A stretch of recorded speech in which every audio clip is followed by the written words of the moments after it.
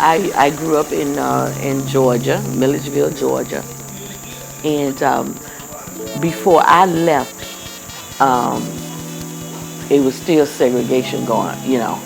The biggest world issue to me is segregation.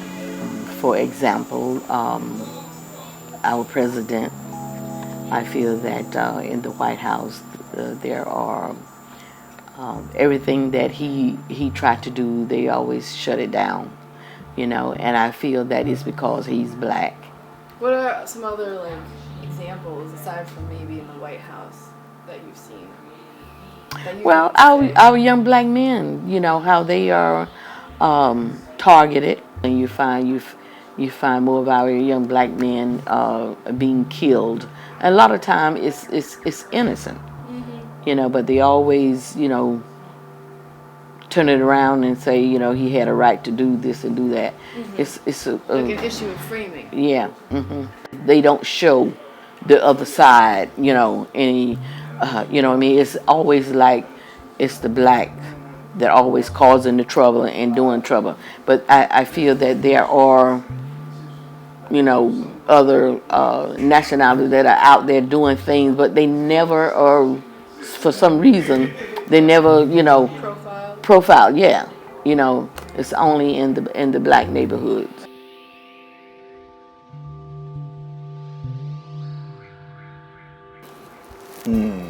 Or which one keeps you up most at night? No, there's a lot of them. Which one's the if you had absolutely had to rank it?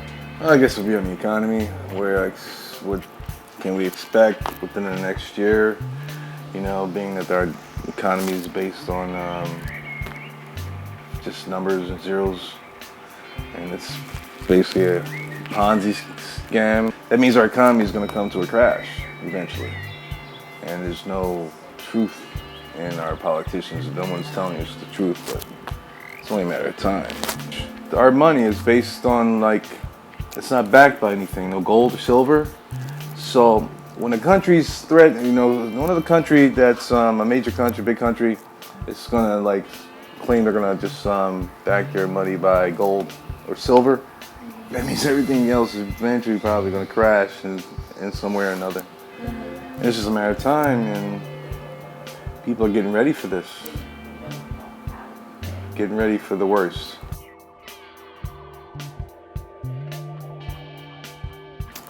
I would say, hands down from personal experience, the healthcare system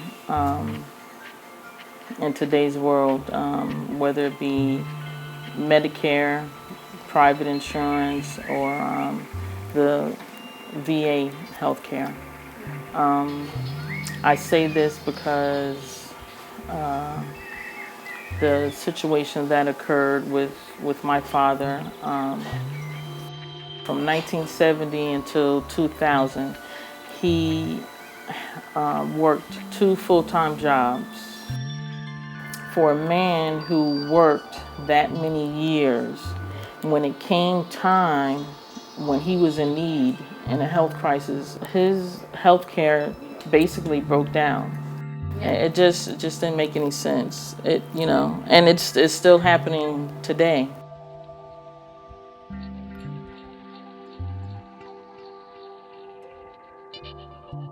I believe the most pressing issue that we're facing today is not just one single issue, but comes from a broader issue, and that comes from a lack of understanding.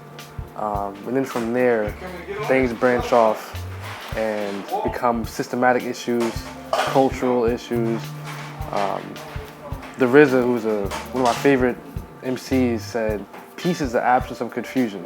And many of times we don't humble ourselves to understand one another, understand where one another comes from culturally or through their environment, wherever it may be. We don't take the time to do that. And in that, we develop stereotypes, we develop hatred, we develop all these negative connotations of one another and one another's cultures that it leads to systematic issues and oppressions. Social media, as good as it is, it gives a huge platform for a lot of ignorant people, ignorant and dumb people. I go on the internet all the time, you can see crazy types of stuff, people talking incorrectly, and the bad thing about it is somebody could tweet something very stupid, and somebody else can retweet it and retweet it and retweet it and retweet it. Then it becomes popular. It's a popular idea that develops that legacy of ignorant ideas because you have a huge following, you know.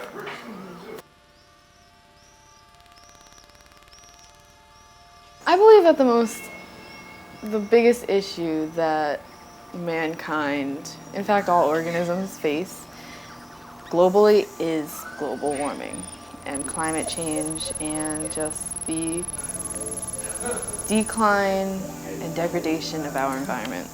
If our environment degrades to a point that it's no longer able to give us things like clean water, clean, breathable air, grow food and sustain any form of organism.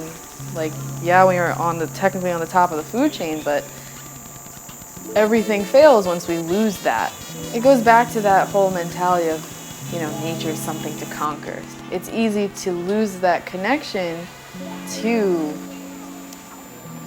Earth and nature and how things grow and where they come from. I think to say that there is hope is to say that yes, there is a possibility, but no, there isn't, That's what hope is. It's kind of like a blind faith. But yeah, I have hope because if I didn't, I wouldn't be talking about this and I wouldn't feel the need to tell other people about it.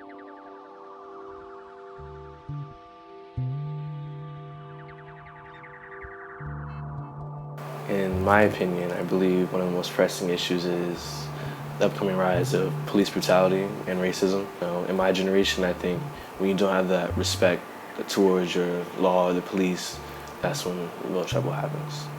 Well, personal examples I have, I've been caught like partying and stuff and not being respectful to parents and elders and stuff, and it makes you realize what you need to do and what kind of effect that has on the person you are. I do believe if you have better home training, that will contribute to you not being racist or being ignorant in the world when you grow up. I believe a better way to know our neighbors and their culture is to talk to them, interact with them, just maybe be with them for a day, understand where they're coming from.